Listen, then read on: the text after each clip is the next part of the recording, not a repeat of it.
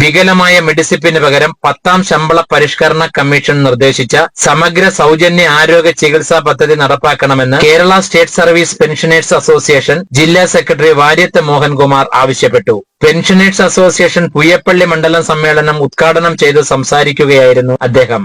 ചടങ്ങിൽ മണ്ഡലം president CY Roy അധ്യക്ഷത വഹിച്ചു.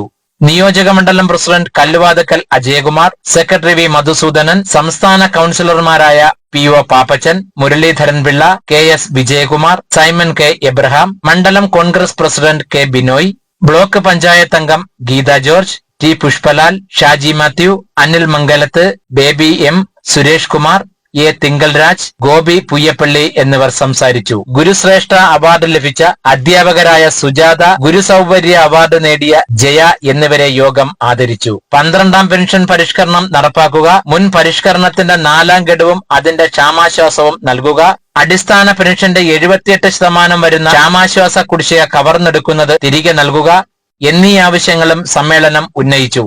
പുതിയ ഭാരവാഹികളായി T പ്രസന്നകുമാറിനെ പ്രസിഡന്റായും, Y ബേബിയെ സെക്രട്ടറിയായും, I ബേബിയെ ട്രഷററായും, മിനി അലക്സാണ്ടറെ വനിതാ ഫോറം പ്രസിഡന്റായും, അനിത PA സെക്രട്ടറിയായും സമ്മേളനം തിരഞ്ഞെടുത്തു. News bureau, face to face media, Kollam.